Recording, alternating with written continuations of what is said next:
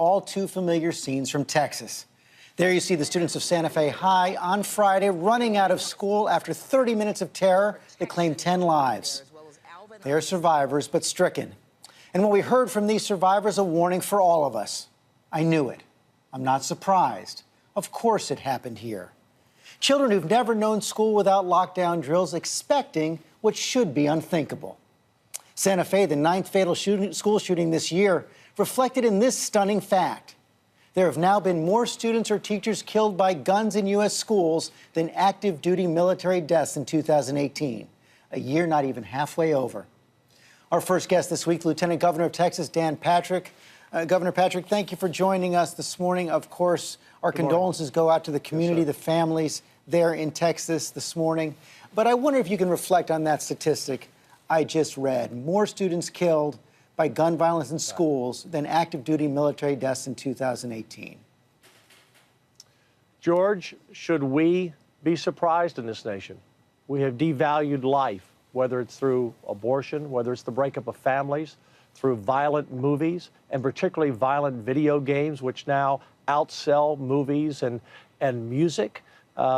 Psychologists and psychiatrists will tell you that students are desensitized to violence, may have lost empathy for their victims by watching hours and hours of video violent games. 97%, George, of teenagers, according to psychiatrists and psychologists, watch video games, and 85% of those are violent games.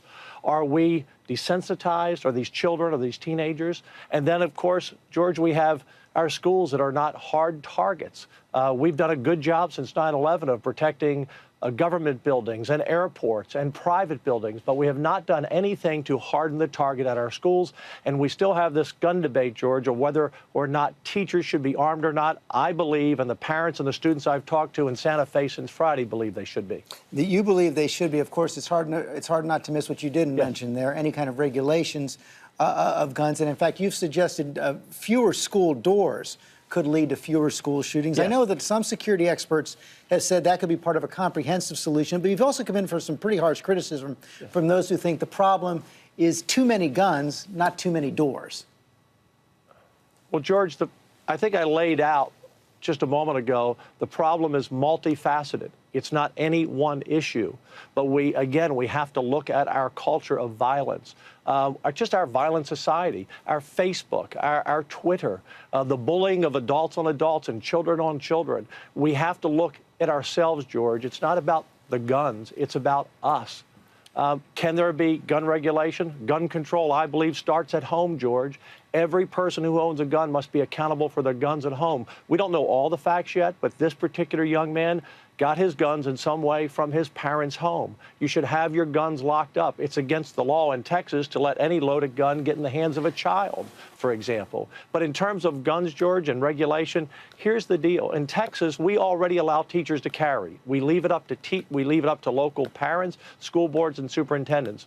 But the students and the parents I talked to Friday in the hospital of a wounded student said, if one teacher in particular, they think, a Marine that was next door to the shooting, had the ability to carry a gun, he may have been able to stop that.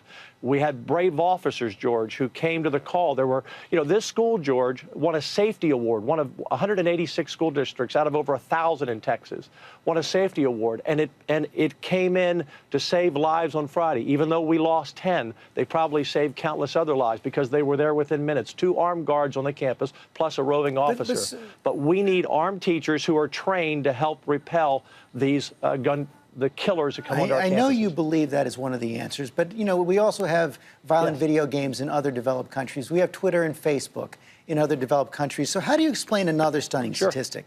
Americans of high school age are 82 times more likely to die of gun homicide than their peers in the rest of the developed world. That has to be connected to the availability of guns, doesn't it?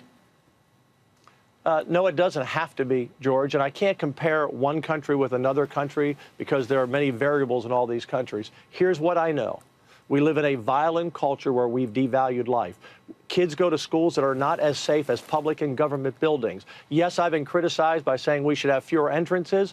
Look, you need all the exits, fire exits you need, but we should have eyes on students walking into our schools. This student walked in with a gun under a trench coat Friday, and no one in law enforcement stopped him. We can't guard every entrance of the 8,000 plus schools we have in Texas, but we can guard one or two. We have to think out of the box, George. We can stagger our start times.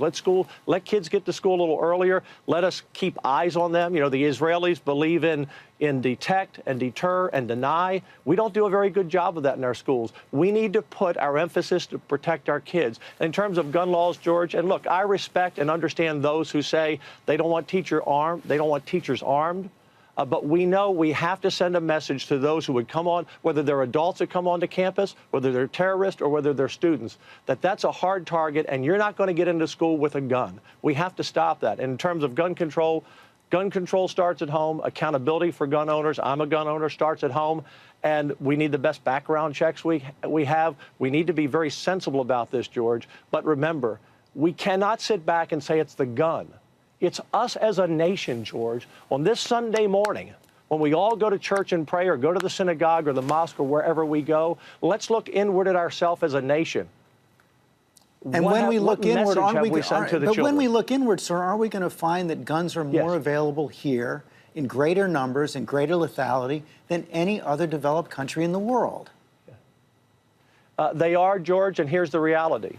They are a part of who we are as a nation. It is our Second Amendment. You know, it talks about a well-run militia, the Second Amendment. Our teachers are part of that well-run militia, by the way. It's guns that also stop crimes. And in our church in Sutherland Springs, George, that I was there after the shooting, it was a man who was able to pick up his rifle and stop that shooter from potentially going down the road to another church or killing law enforcement officers. Guns stop other criminals from committing crimes, George. Again, sensible regulation, absolutely. Background checks, absolutely. Every responsible gun owner doesn't want anyone who's deranged or shouldn't have a gun to have a gun. But George, we take the guns out of society. If you or anyone else thinks that makes us safer, then I'm sad to say that you're mistaken. That will just get those who are evil, who will always have access to guns, be able to put more of us in danger. And again, in Texas, we believe in our Second Amendment. We believe in our Constitution of freedom and our First, our Second, and 10th Amendment. We believe in our Constitution. That's what we stand on. But today, George, I will tell you, on this Sunday morning, Governor Abbott and I are going to a church in just a little bit to be with people in Santa Fe. I can tell you, George, we stand on the rock of our faith in Texas. This has been a long year, George. The biggest natural disaster in the history of the country, the biggest church shooting in the history of our state. Governor Abbott and I have been to a lot of funerals, and we've held a lot of hands and hugged a lot of folks, and I will tell you, it is their faith in their fellow man, it is their faith in God, and it is Texas coming together and standing strong. And no one, George, no one with a gun is going to walk into a school or anywhere else and bring our state to our knees. We will stand strong, and we will stand together. It has been a tough year for your state. Governor, thanks for your time this morning.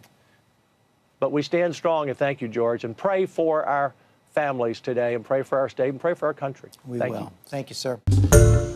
Hi, everyone. George Stephanopoulos here. Thanks for checking out the ABC News YouTube channel. If you'd like to get more videos, show highlights, and watch live event coverage, click on the right over here to subscribe to our channel, and don't forget to download the ABC News app for breaking news alerts. Thanks for watching.